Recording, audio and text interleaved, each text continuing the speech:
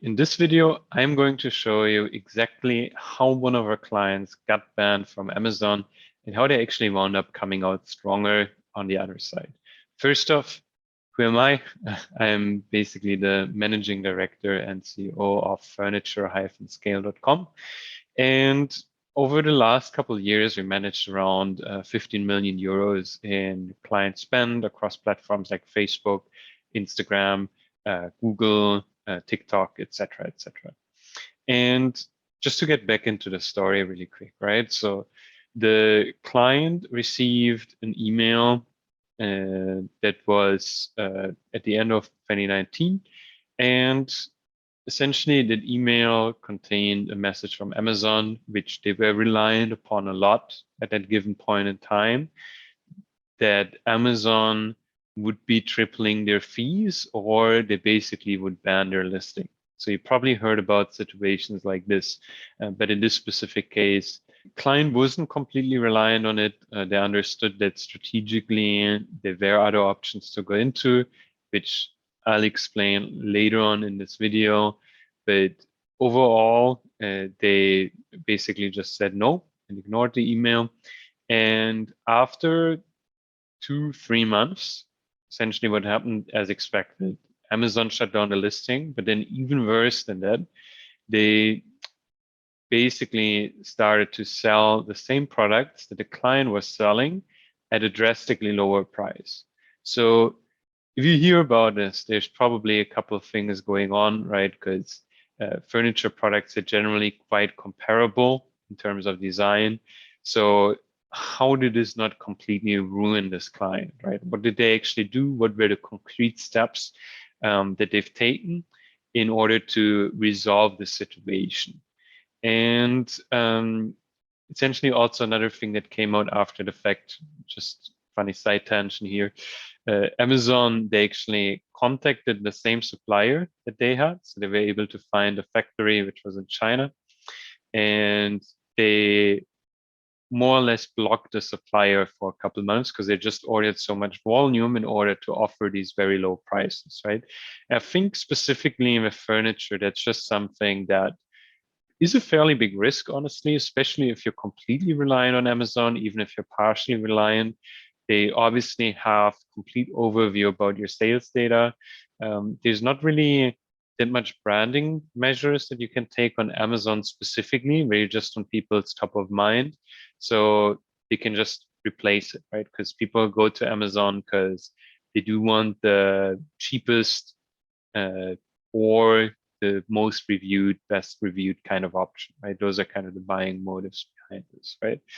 Um, yeah, so basically their sales channel was gone overnight, right? What did they do? So they already did have some online marketing measures that were in place, but they essentially really ramped them up. They started working together with us, and over the course of that, we've been able to just drastically improve their results, right? And um, again, now they're actually doing better. So before they were doing uh, like a little bit more than 1 million a month on Amazon, right? That's considering there's Amazon fees as well, right? So overall, now they're just much better off because the revenue is actually slightly higher than it used to be, while the results at the end, at the bottom line, in terms of profitability, are much, much better, right? So we're able to be a lot more efficient with all the cost that there is, even though the revenue is slightly higher, which also makes the business easier to run to an extent, right? Because you have more money to reinvest, et cetera, et cetera. So why is the company actually doing better now, right? I kind of mentioned it. The cost structure is better. That's one bit. Also, I also mentioned that part. There's a specific demographic of people that like buying on Amazon, but there's also a significant percent of people who are not actually interested in having in ordering from Amazon. At least if, like, unless the product is only on Amazon or in some exception like this, but generally there's a significant amount of people, and a German study actually showed that it's around 50%. I don't have the exact number top of head, but those 50%, they don't like Amazon, and one of the most frequent reasons that they've given is just the overall customer experience. So yes, it's pretty easy to find a good product. It's pretty easy to get a good deal, but as soon as anything goes wrong, it's just massively problematic, right? And with furniture, generally in terms of supply chain, shipment, et cetera, because it's such clunky items a lot of times, or fragile items, there's a lot of tricky situations, right? And then they have to talk to the Amazon support, which is not the greatest in that regard because they're kind of a middleman, right? And generally, because of that, there's not a lot of ownership on their end, just structurally, right? I'm not saying like that the companies run poorly or anything like that. I'm just saying like the specific department, the experience people are having with it is not great. So yeah. Also, if you look at their Trustpilot, for example, it doesn't look good. Now, obviously, people go there to complain quite a lot of times, but we do have clients that they're not on Trustpilot, they're on other platforms, right? And it's very heavily regulated in terms of reviews, right? So you can't just come in and like pay them, for example, to remove reviews or anything like that. You can't just buy fake reviews. It's all verified. Even on those platforms, they're getting a 4.7 out of 5 stars on the feedback score. So overall, it's not really good for people to order these kind of items specifically on Amazon, right? Again, there's arguments to both. It's just there's a significant market that's not on Amazon, and yeah, that's kind of what I'm trying to say. So in general, there's obviously nothing wrong with the sales channel. It just, if you have it as one sales channel, there's nothing wrong with it. If it's your main sales channel, I actually would be really concerned. I personally wouldn't be able to sleep properly at night, to be honest, just because you basically don't have any control over anything that's happening. There's competitors coming in constantly. There's nothing really that's keeping them at bay besides of reviews you may be having. But even then, Amazon can come and just take everything that you worked so hard for and just remove it, right? Because they see it's a good profit opportunity. They obviously see how much revenue you're doing. They can contact suppliers. They can get quotes from suppliers. If a supplier sees an email from Amazon, they're obviously going to open it, right? Because they're going to be basically set for the next 2-3 years, depending on how much Amazon is going to order from them, right? So obviously not a great situation. You also don't own the customer. So what I mean by this is you don't own the actual customer data. There's some workarounds with it. They're not very long term, right? Like putting things in the packaging, et cetera, so people can add their email address, if that's even still possible. And there's not really any there's not really any kind of barrier that you're able to build around the business, right? Because obviously there are some economies of scale, but Amazon can penetrate them. Another competitor can come in, right? It's not good if it's just upfront cost that basically keeps someone out, right? If someone orders more, and because they're ordering more, they can have a cheaper price. It's that as a standalone thing is not a good strategy, especially if you're competing against Amazon potentially on its own platform. It's just not a good situation to be in, right? The other thing is the products become quite easy to compare. They're normally fairly heavy on design, right? Where people buy a product, it could be on price as well, but if Amazon can give someone 5 products that would look very similar to the product that you're having and that you're listing on your product listing that are cheaper than your product, obviously someone is going to go with those kind of products if they think rationally, as long as there's comparable reviews, like a comparable amount of review or comparable quality. So even if it's less, there's like you're still going to bleed sales, right? So like there's all these small parts about it that just don't make it a good long-term thing to do or to put a lot of effort behind. We do run Amazon ads for a lot of our clients, but it's just not like the main sales channel that we focus on because of the factors that I mentioned, right? And if you're outside of Amazon, it's not 100% the exact opposite, right? But the situation is just so much better if you think about it, because you have so much wiggle room in terms of optimizing your website. Someone can't just come in and um, model a website layout or something like that, right? You can have a unique website layout. You can have unique branding elements on the website. And you can also know exactly how much to spend on a user in order for that acquisition to be profitable over a certain time frame, right? With Amazon, you're only able to assess the first order because you're not gathering, or mostly not gathering, any email addresses, right? Depending on how you do things, but you generally can't get the email address of every customer and get very reliable data. Just think about it. If you have a sample of like 100 customers and then you only look at 10 and ignore the other 90, it's just not a good idea, right? So you have much more control over that. And because you can see how much a customer is actually worth to you, you're going to be able to spend more on acquiring the customer. And over a longer period of time, what you're going to be able to do is you're going to be able to outspend competitors. Again, all factors being equal, assuming they came in later. And because you're able to outspend them, what's going to happen is generally most of the online marketing platforms are completely winner takes all. So in any specific category, right, depending on how you define it, but in any specific market, there's usually one or two, maybe 3, 4 products that are completely winning, right? And then the other ones, they basically don't work, right? Or offers, product categories, etc., etc. And because you don't have control over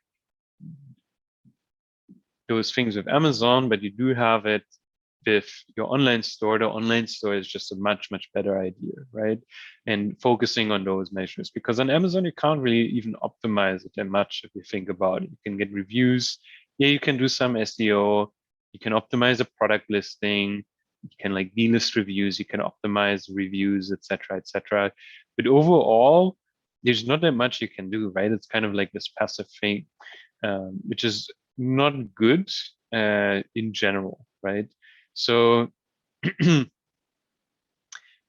because you're able, just to get back to the point of being able to spend more per customer, right? Like if you're able to spend more on a customer, one thing that happens is all factors being equal, the one who can spend the most to generate a customer is going to win. At the end of the day, that's always the case if all factors are actually equal. And you can only do this if you own the data, if you can send them emails, if you can send them promotions. You don't have to send them promotions, right? But it's something that can be done. There's also ways to not use discounts and still do well with email marketing, which we actually do recommend in a lot of cases, right? But yeah, that's pretty much that point, right? So because you're able to spend more, if you think about it, other competitors, they're not going to have the same data that you're having. And over time, you're basically making it harder and harder for anyone to come in and compete with what you're doing, right? Like as an example, if you're looking to directly compete with IKEA, directly the same products, through the same marketing channels, etc., etc., you're just not going to win because they don't only have more distribution channels, they also know exactly how much to spend, right, in order for their financials to make sense. And they have much, much more data. They can look at a much, much longer time frame in order to do this. So basically, IKEA would outcompete you in that case, obviously, right? So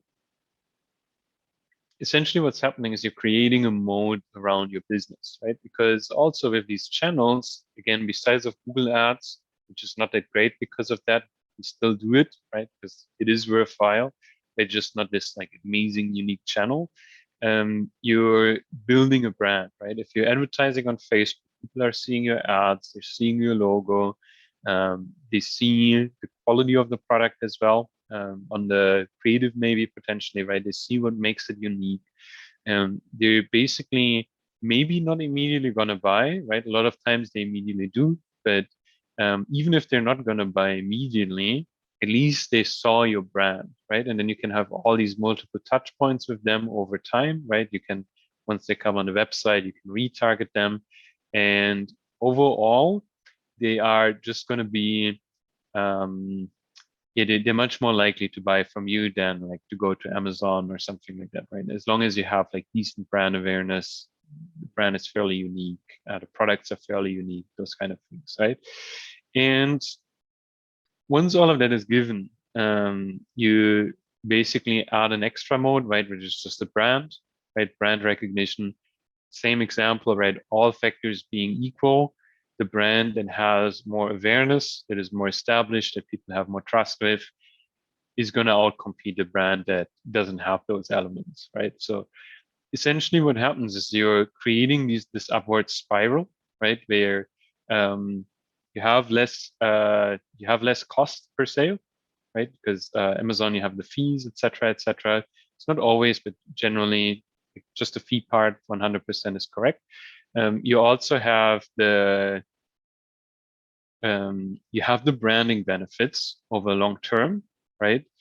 And you're able to spend more and more on a customer. And this is just a very nice and comfortable situation to be in, just because essentially it becomes harder and harder for anyone to start competing with you and to take off your market share, right?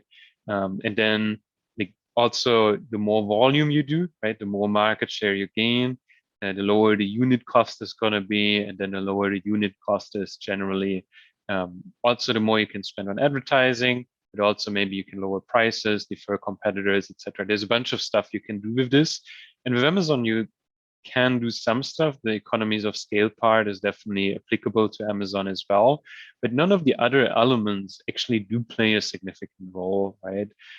So just in terms of marketing and in terms of overall business results, much, much better to develop these channels, right?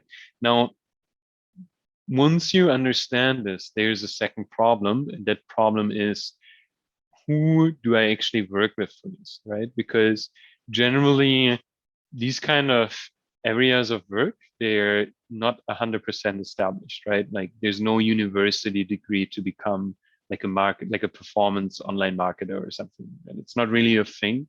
And because of that, generally the quality of suppliers ranges quite a lot, right? You can have very low quality suppliers and you can have very high quality suppliers.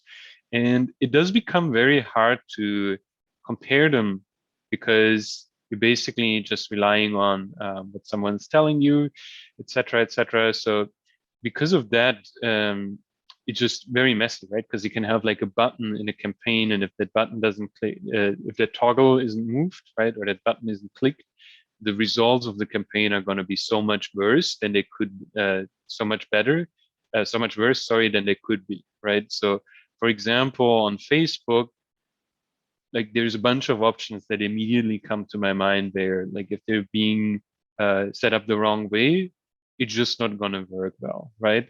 So what makes us unique is that we work only with furniture companies, right? Because we only specialize in that specific field.